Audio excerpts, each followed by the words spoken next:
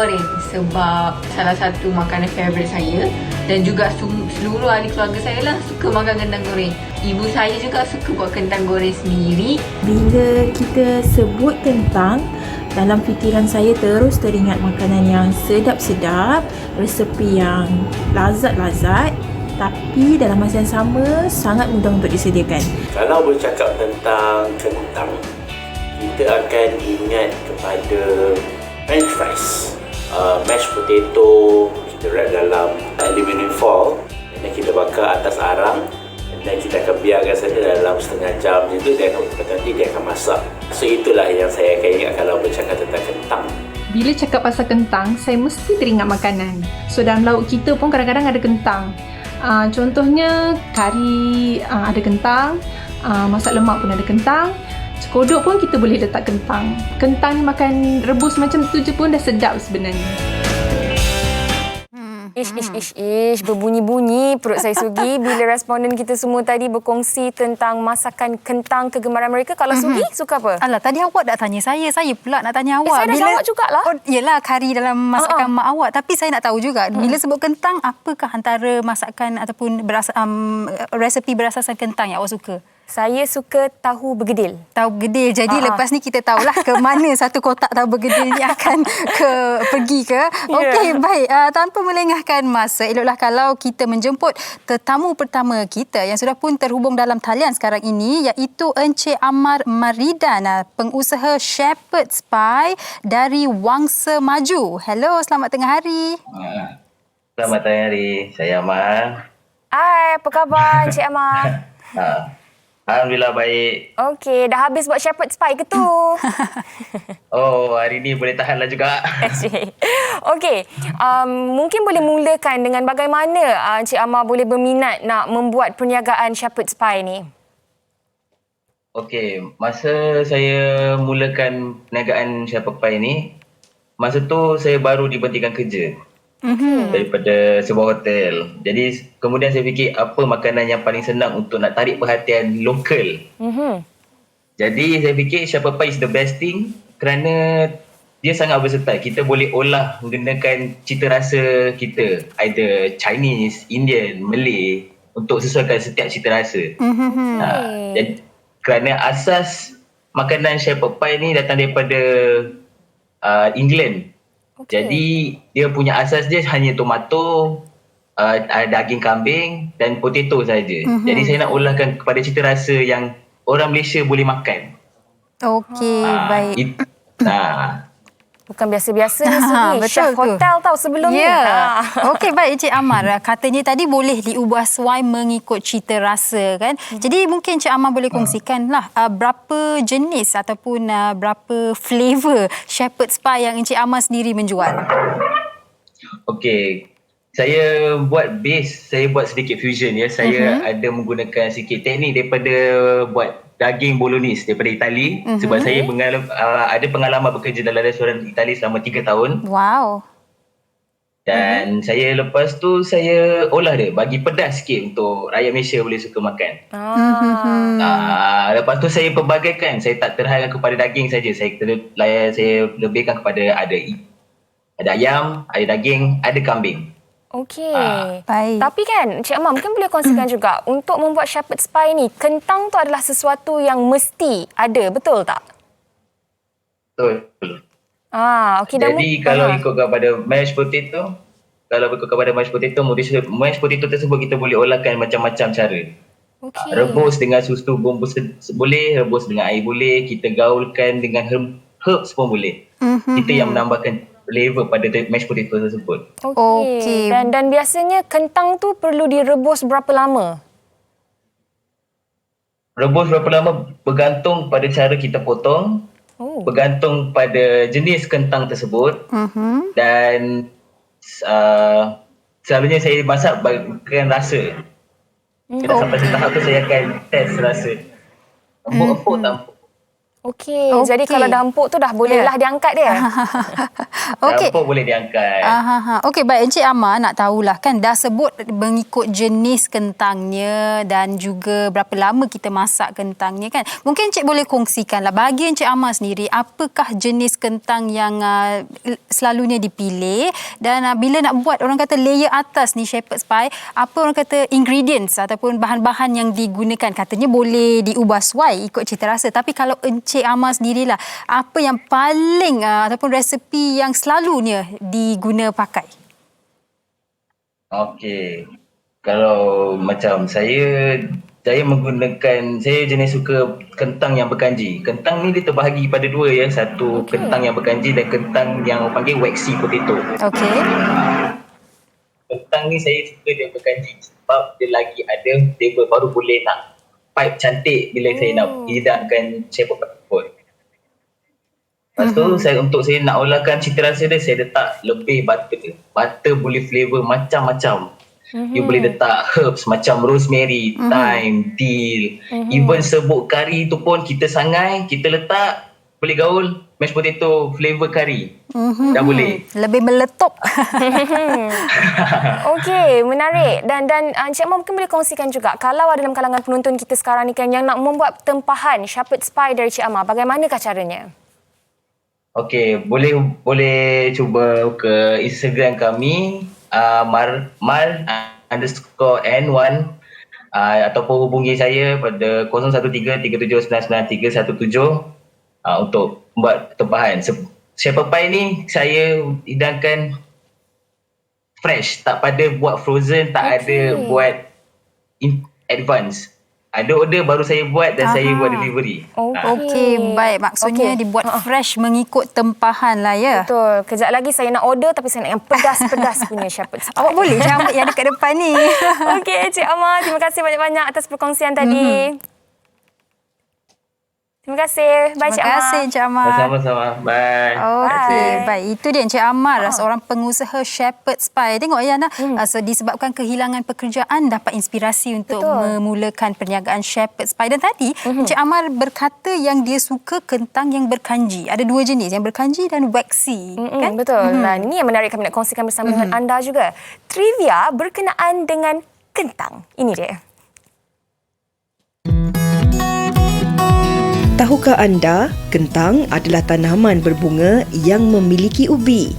Tanaman yang berasal dari Amerika Selatan ini kini menjadi antara tanaman makanan yang terpenting di Eropah dan juga Asia Tenggara. Terdapat pelbagai jenis kentang yang ada. Ia berbeza berdasarkan kandungan dan fungsinya. Kentang raset mempunyai kandungan kanji yang tinggi, manakala kentang yellowfin mempunyai kandungan kanji yang sederhana. Bagi kentang merah dan putih pula adalah jenis kentang yang mempunyai kandungan kanji yang lebih rendah berbanding kentang yellowfin. Kentang terbesar di dunia yang pernah direkodkan mencecah antara 8 kg hingga 11 kg bagi sebiji kentang. Antara faktor penghasilan saiz kentang yang besar bergantung kepada jenis kentang serta waktu yang sesuai untuk menanam kentang. Apa fungsi kentang ya?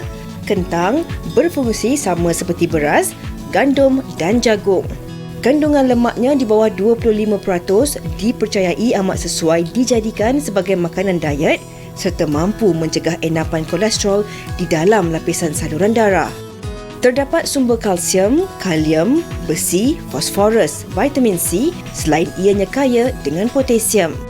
Kentang mengandungi sejumlah mineral dan sebatian tumbuhan yang dipercayai boleh membantu menurunkan tekanan darah. Selain itu, ia juga dipercayai boleh membantu mengurangkan stres. Kandungan vitamin B6 di dalam kentang mampu membuat hormon adrenalin seseorang untuk menjadi lebih tenang. Walau bagaimanapun, perlulah dielakkan memakan kentang yang telah bercambah. Ini kerana ia menyebabkan penukaran kanji kepada gula. Kentang bercambah juga mengandungi toksin dan mempunyai kandungan nutrien yang lebih rendah. Wow, menarik betul lah fakta tentang kentang ni. Dan baru kita tahu yang kentang ni sebenarnya mengandungi pelbagai khasiat. Dan khusus untuk anda yang sedang berdiet tapi masih lagi nak makan kentang, bolehlah cari kentang merah dan juga kentang putih sebab mengandungi nilai kalori yang lebih rendah berbanding kentang-kentang yang lain. Saya ingat lagi Yana, kalau dekat sekolah dulu kita sering kali diingatkan yang kentang ni ada potasium. Betul lah apa yang dikatakan dekat dalam trivia tadi tu. Okey, baik. Kita akan bersama dengan tetamu kita yang kedua iaitu Puan Fatihah Abdullah, seorang pengusaha baked potato kayangan yang berada di Kota Baru, Kelantan sekarang ini. Halo. Assalamualaikum Cik Fatihah. Halo. Waalaikumsalam. Oh, Puan apa khabar? Sihat? Hai. Sihat. Hai Ana. Hai Suki. Hello Puan Fatihah. Wah, ceria sangat Puan Fatihah kita. Okey, sebagai permulaannya Puan, mungkin boleh kongsikan kenapa nama diberikan kayangan? Kenapa ya? Okey, mungkin bila customer makan tu, you all akan rasa berada di kayangan. Wow. Wah. Kita kena cuba ni Sugi. Dengan inti dia. Okey, baik. Okey, mungkin Puan Fatihah boleh terus kongsikanlah, katanya bila makan kita akan rasa macam kita terus ke kayangan kan. Apa keistimewaan baked potato kayangan daripada Puan? Baked potato kayangan ni dia punya inti dia sangat creamy. Lepas tu saya campurkan pula dengan rasa pedas. Okey, bila dah rasa pedas tu maknanya kita rasa rakyat Malaysia lah. Okey. Lepas tu kulit dia pula kita tak guna pah ke, semua daripada kentang. Okey. Dan Puan mungkin boleh kongsikan juga, sebenarnya ada berapa flavor untuk baked potato ni? Baked potato ada daripada daging dengan ayam. Okey, baik. Okey, baik Puan Fatihah. Saya kira penonton wanita hari ini nak tahu juga apakah antara prosesnya yang dilakukan untuk menghasilkan baked potato kayangan ini. Boleh kongsikan Puan? Boleh, insyaAllah. Okey, baked potato kayangan ni bahan asasnya kentang. Lepas tu daging pisah, cheddar, cheese, lepas tu bawang. Lepas tu semua tu kita campur dengan sos yang diolah sendiri oleh saya. Okey. Tu je lah bahan dia. Baik. Memang tak susah pun. Tadi Puan Fatihah mention ada sebut cheddar cheese. Kalau kita gantikan dengan jenis-jenis cheese yang lain, okey ataupun tak? Macam kalau mozzarella, dia kena makan masa dia panas-panas kan. Bau tarik tu. Macam cheddar cheese ni tak apa. Bila-bila pun boleh makan. Dia tak berketul. Comel pula saya tengok tu. Ada customer yang suka makan panas, ada juga customer yang suka makan sejuk.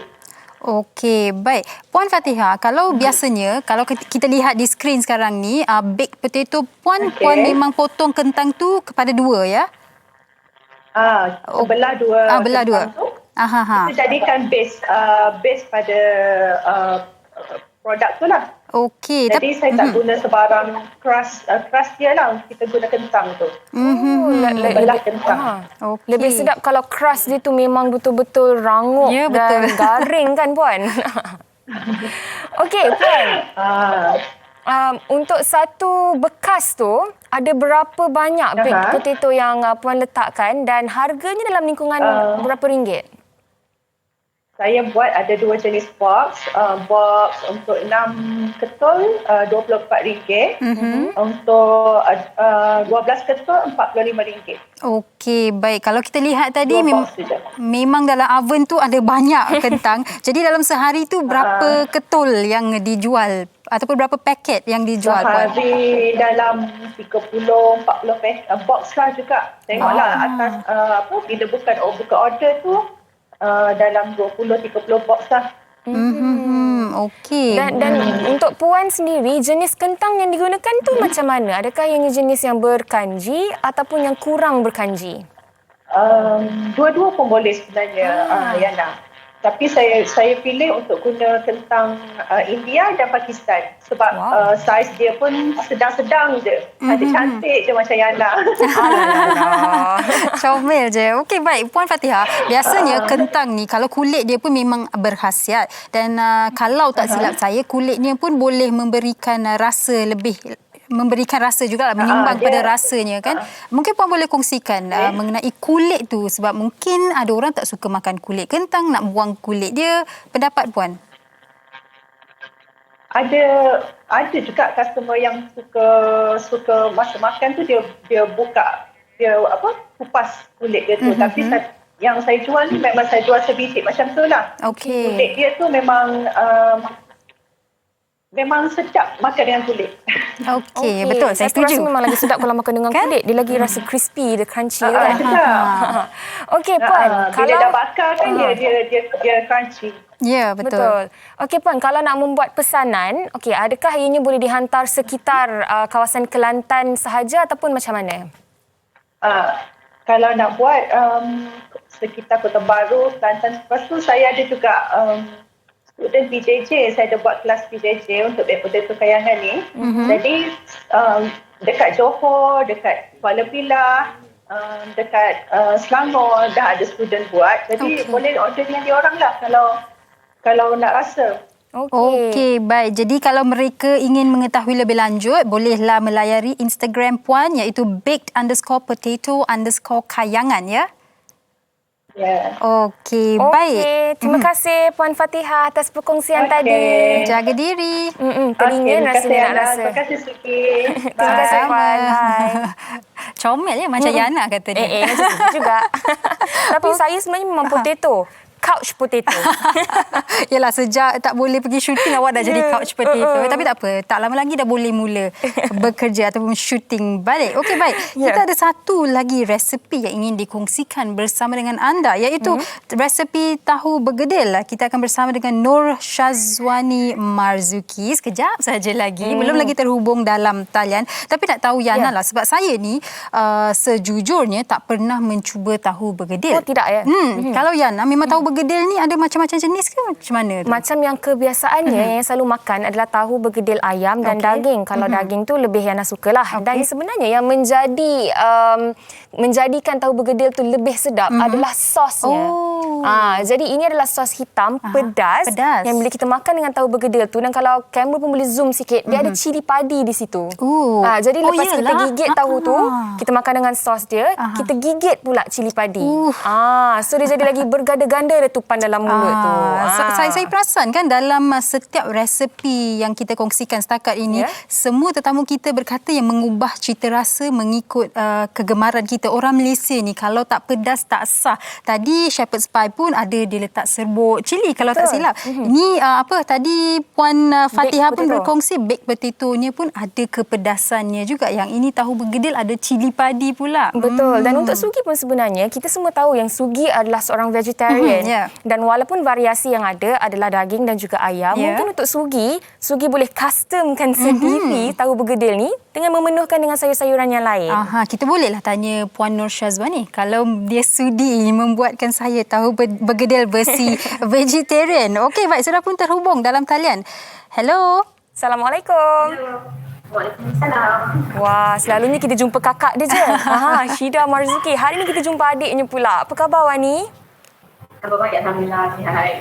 Ada dekat rumah ke tu? Mana dekat office ni? Oh, kat office. Okey, baik Syazwani, kami nak tanya dahulu mengenai tahu bergedil yang Syazwani sendiri buatkan dan hantar ke Sri Pentas. Terima kasih. Baik Syazwani, apakah keistimewaan tahu bergedil Syazwani yang menggunakan kentang? Bawaan tahu bergedil Wani tidak menggunakan daging ataupun ayam yang diproses. Okey. So Wani hanya menggunakan daging ayam yang fresh. So kita sendiri yang cincang sendiri benda tu. Macam tu. Okey, dan Wani, macam mana Wani nak memastikan yang tahu bergedil ni kadang-kadang bila kita gigit tu kan dia tak begitu mampan lah orang kata kan. Jadi adakah dari sukatan kentang yang dimasukkan ke dalam tahu tu pun memainkan peranan juga untuk kesedapan tahu bergedil tu? Betul. Sebab satu adunan Wani itu Wani akan menggunakan dalam 2 kilo kentang. So kita dah estimate dalam. Contohnya macam isi ayam ni berapa, kentang ni berapa. So dia akan balance rasa dia. So kita akan rasa isi ayam dengan kentang tu sama. Macam tu. Okey, baik Wani, boleh kongsikan tak jenis tahu yang digunakan dan proses untuk menghasilkan tahu bergedil ni? Sebab dari luar ni saya nampak tahu je, dekat dalam dia saya tak tahu macam mana. Dia surprise tahu dekat dalam. Jadi mungkin boleh kongsikan Wani, nak pilih tahu jenis apa dan antara bahan-bahannya macam mana orang kata nak sumbatkan inti dia kat dalam. Okey, kalau macam Wani menggunakan tahu kering. Tahu kering memang dah siap lagi lah. So kita beli memang tahu kering dia. So proses tu macam biasa lah. Wani menggunakan bawang, menggunakan kentang, ayam, garam, daun sup dengan perasa. Itu saja. Simple semua ni. Dan variasi tahu bergedil yang Wani jual adalah ayam dan daging, betul? Daging, ya betul. Tapi yang mendapat permintaannya lebih tinggi yang mana Wani? Mostly ayam lah sebenarnya. Sebab ayam ni dia semua boleh makan kan. Kalau yang macam Nani semua boleh makan ayam, yang vegetarian tu boleh makan ayam macam tu. Okey, baik Wani, nak tanya, kentang tu memang Wani dah rebus lepas tu lenitkan dia, selepas itu baru masukkan dengan ayam ataupun masak sekali dengan ayam dan segala bahan yang lain? Okey, kalau Wani punya style, sebab cara orang lain masak kan, cara orang lain buat tahu bergedil. Kalau macam Wani, dia bahan-bahannya sama je. Tapi cuma Wani akan rebus kentang dulu. Wani akan rebus kentang dulu dan Wani akan masak dia punya bawang.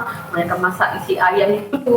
Dan Wani akan masakkan sekali dengan daun sup juga dalam adunan, dalam ayam punya kita goreng tu lah.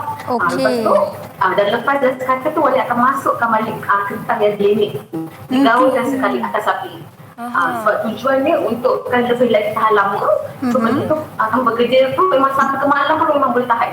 Sebab certain peniaga, diorang hanya menggunakan macam rebus kentang tu, dan diorang akan mixkan together. Tapi diorang tak masak atas dapur kan. So benda tu macam takut dia akan cepat basi. Sebab kentang kan dia setik sikit kan. Faham. Macam tu. Okey. Dan saya juga perlu mengucapkan tahniah kepada Wani sebab kalau saya lihat di sini, tahu bergedil yang Wani sediakan ni tidak berminyak sebab kadang-kadang ada juga yang penuh sangat dengan minyak. Kalau kita makan pun rasa minyak saja di bibir kita. Okey, dan untuk Wani, kalau dalam kalangan penonton sekarang ni yang nak membuat tempahan daripada Wani, bagaimanakah caranya? Okey, kalau nak membuat tempahan, Wani dah Kuala Lumpur dan Selangor. So setakat ni Wani hanya buat pada area Kuala Lumpur saja. So Selangor tu tak ada lagi lah sebab MCO ni kan tak boleh nak merentas ni. So kalau area Bangsa, Damansara, PJ semua kita boleh cover semua tu.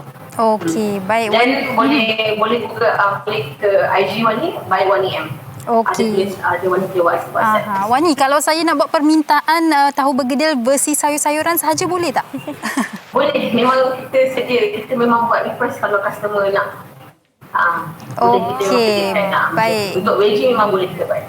Okey, baik. Terbaik Wani dan boleh menghantarnya ke Damansara. Okey, baik. Terima kasih Wani.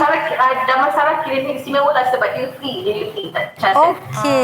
Kirim dekat kakak awak je, jumpa kat studio terus. Okey, baik. Terima kasih Wani. Boleh sambung bekerja. Okey, baik. Itu dia antara resepi yang sempat kami kongsikan bersama dengan anda, iaitu shepherd's pie, baked potato dan juga tahu bergedil. Bolehlah cuba lepas ni dekat rumah, manalah tahu. Lepas ni anda pun boleh menjadi peniaga shepherd's pie, tahu bergedil ataupun baked potato. Betul. Kalau ada yang nak hantar ke Sri Pentas, boleh bagi tahu kami juga. Awak ni lapar sangat ni. Okey, baik. Kami nak berehat seketika. Kita akan kembali selepas ini di Wanita Hari Ini.